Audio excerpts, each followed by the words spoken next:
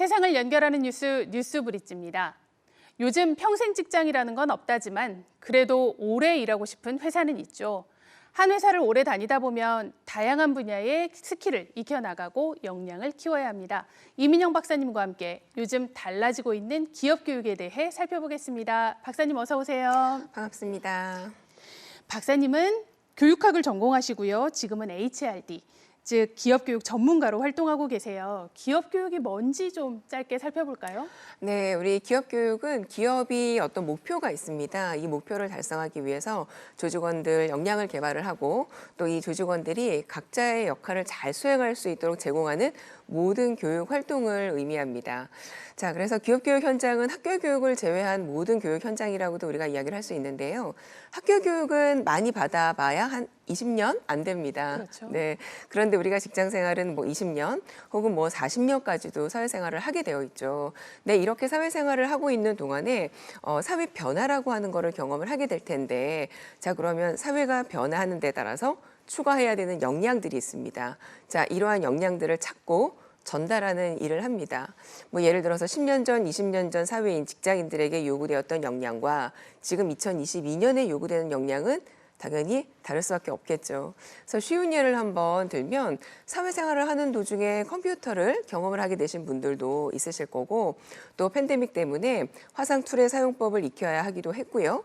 또 새로운 세대가 등장을 하면서 새로운 리더십이 요구되기도 하고, 자, 이러한 산업 현장에서 요구되는 다양한 교육 콘텐츠를 개발하고 있습니다. 네, 사회 변화. 지금처럼 이렇게 빠르게 변하는 사회가 또 있었을까 싶습니다. 최근 기업의 교육 관련 이슈 어떤 게 있을까요? 최근에 교육 관련 이슈는 리스킬링 그리고 업스킬링입니다. 네.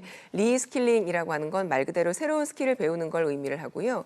업스킬링은 기존 스킬을 향상시키는 걸 의미를 합니다.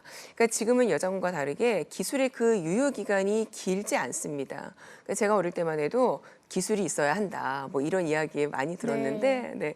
그런데 사실은 그 기술이 필요 없게 되는 경우를 최근에 많이 경험을 하게 되었죠. 자, 따라서 쉬운 예를 한번 들어보면 타이피스트, 타자원, 타자수, 네. 예, 알죠? 네, 우리 영문 타자를 칠 줄 알면 또 고급 스킬이라고 당시에는 이야기를 했었는데, 지금은 뭐 태어나면서부터 어린이들이 다 타자를 칠 줄 압니다. 그래서 과거의 타자수들은 리스킬링, 새로운 스킬을 배우지 않으면 사회생활을 더 이상 할 수 없게 된 것이죠. 그래서 기업에서 이러한 리스킬링, 업스킬링에 관심을 갖는 이유는 기업의 입장에서는 신규 직원을 채용을 하는 것보다 기존 직원 중에서 유사한 스킬을 갖고 있는 직원에게 스킬을 업그레이드하는 게 훨씬 더 신속하고 조직 적응에 대해서도 위험도가 적다고 판단을 했기 때문입니다. 그리고 새롭게 어떠한 기술들이 등장을 할 때마다 신규 채용을 하게 된다면 기존에 있는 직원들은 굉장히 불안하겠죠. 불안하죠. 네. 나도 언젠가는 이렇게 폐기 처분되는 게 아닐까, 또 이런 생각을 하게 될 것이라는 겁니다. 게다가 신규 채용으로 인해서 또 그 비용도 만만치 않습니다. 그래서 기존 직원들을 대상으로 재교육을 실시를 하게 되면 고용의 안정감 또는 직무 만족도 부분에서도 굉장히 긍정적인 면이 있습니다. 그런데 내가 지금까지 몰랐던 어떤 새로운 스킬을 익혀야 된다, 역량을 더 키워나가야 된다라고 하면 참 막막하게 들립니다. 좀 더 쉽게 익힐 수 있는 어떤 교육 프로그램 이런 게 있을까요? 네, 있습니다. 뭐 예를 들어서 팬데믹을 우리가 경험을 하면서 저 같은 경우도 저의 업무 환경이 굉장히 크게 달라졌는데요. 교육을 할 수 없으니 우리가 교육 현장이 만들어지지 않는 겁니다. 그래서 저에게 강의를 영상을 해서 제작해 달라는 요청도 영상으로? 있었고, 네. 그리고 뭐 줌과 같은 화상 툴을 활용을 해서 강의를 해야 하는 이런 경우도 있었습니다. 그런데 뭐 영상을 편집을 한다, 어떠한 디지털 기기를 사용을 한다, 사실은 특정 전문가만 할 수 있는 거라고 저는 생각을 했었거든요.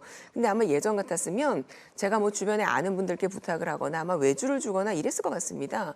그런데 이러한 요구가 너무 많아지니까 직접 해야 되겠다. 직접 하시나 봐요. 네. 라는 생각이 이제 든 거죠.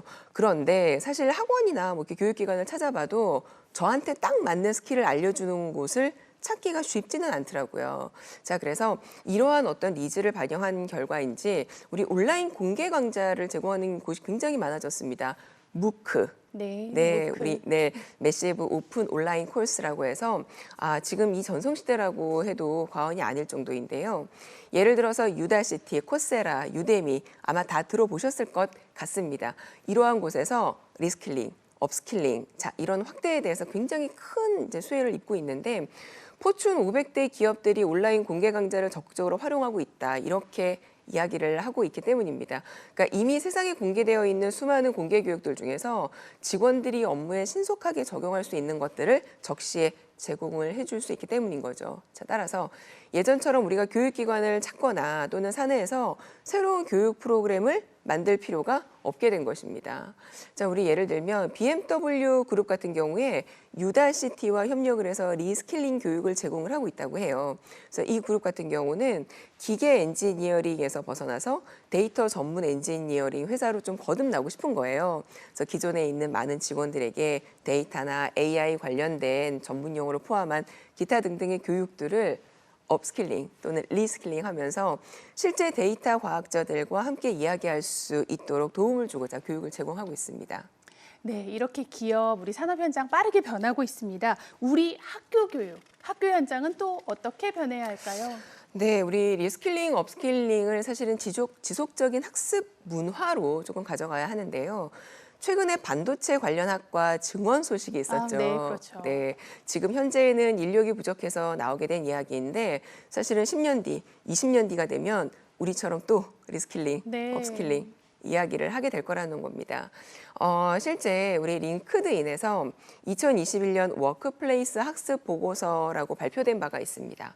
이 보고서에 의하면 지세대 중에 69%는 현재 내가 하고 있는 업무 성과에 도움이 된다라는 생각이 들면 학습 동기가 생긴다. 이렇게 답을 했고요.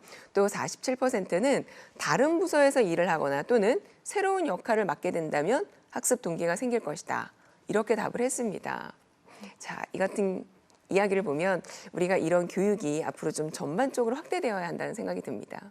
네, 우리에게 또 내게 필요한 기술이 있죠. 틀에 박힌 그런 교육보다는 우리 개인의 교육 니즈에 맞는 그런 교육들이 다양해져야겠습니다. 네, 오늘 말씀 잘 들었습니다.